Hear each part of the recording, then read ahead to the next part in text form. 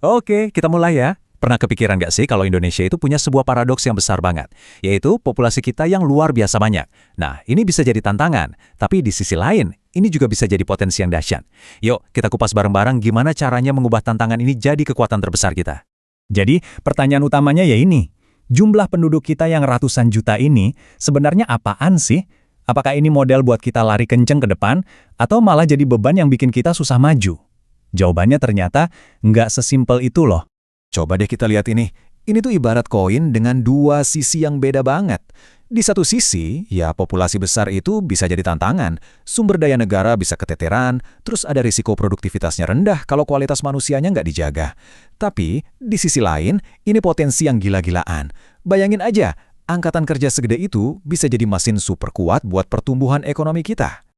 Nah, untuk bisa mengubah tantangan jadi potensi, kuncinya satu, kita harus geser cara pandang kita. Kita harus fokus ke elemen manusianya itu sendiri. Karena manusia itu bukan cuma angka di data statistik kan? Mereka itu inti dari segalanya. Nah, konsep ini keren banget. Namanya peran ganda populasi. Jadi gini, sebagai subjek, ya kita-kita inilah yang jadi penggerak pembangunan, yang aktif kerja, yang berinovasi.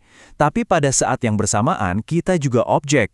Maksudnya, semua pembangunan itu ujung-ujungnya ya buat ningkatin kualitas hidup kita juga. Jadi ini kayak siklus yang saling menguatkan. Dan kutipan ini, wah, ini benar-benar merangkum semuanya.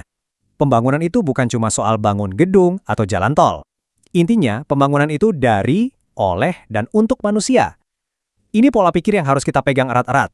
Terus pertanyaannya, gimana caranya kita pastiin populasi ini jadi kekuatan? Nah, jawabannya ada di pengembangan sumber daya manusia, atau yang sering kita sebut SDM.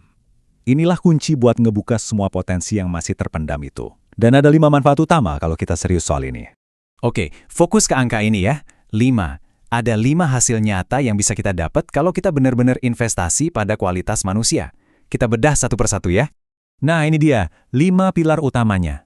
Dan semuanya ini nyambung satu sama lain loh. Kita mulai dari benerin kinerja yang kurang bagus, terus naikin produktivitas. Dari situ, tenaga kerja kita jadi lebih fleksibel. Hasilnya, komitmen mereka jadi lebih kuat. Dan puncaknya, angka pegawai yang keluar masuk jadi berkurang. Keren kan alurnya? Oke, kita dalami 2 poin pertama ya. Pengembangan SDM itu langsung ngebantu pegawai yang mungkin performanya belum maksimal, biar mereka bisa lebih efektif. Di saat yang sama, program ini juga ngasih skill dan ilmu baru buat semua orang. Ya, otomatis produktivitas tim secara keseluruhan jadi ikut naik dong. Poin ketiga ini, wah, ini penting banget di zaman yang serba cepat berubah kayak sekarang. Kalau tenaga kerja kita punya banyak keahlian, mereka jadi jauh lebih fleksibel. Jadi, pas ada tantangan atau kebutuhan baru, perusahaan nggak perlu panik cari orang baru. Bisa jadi talenta yang dicari itu udah ada di dalam tim. Efisien banget kan? Sekarang kita masuk ke sisi psikologisnya nih.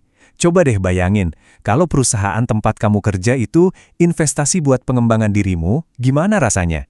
Pasti ngerasa dihargai kan? Nah, perasaan positif inilah yang ngebangun komitmen dan loyalitas yang kuat ke perusahaan. Dan tabel ini nunjukin hubungannya dengan super jelas. Ini hubungan terbalik yang kuat banget. Begitu komitmen pegawai naik, angka pegawai yang resign atau sering absen itu otomatis bakal turun. Ini bener-bener resep jitu buat organisasi manapun. Jadi, kita balik lagi ke pertanyaan di awal tadi.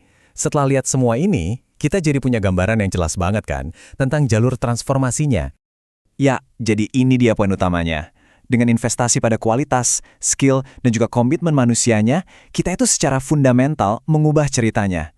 Sesuatu yang tadinya kelihatan kayak tantangan besar, yaitu jumlah penduduk, sekarang justru jadi aset dan kekuatan nasional kita yang nggak bisa diganggu-gugat.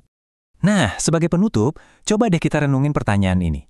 Kalau kita berhasil membuka modal manusia ini sebagai fondasi utama, coba bayangin, potensi luar biasa apa lagi yang bisa kita munculkan setelahnya? Mungkin di bidang inovasi, kreativitas, atau kemajuan sosial. Masa depan itu benar-benar ada di tangan kita.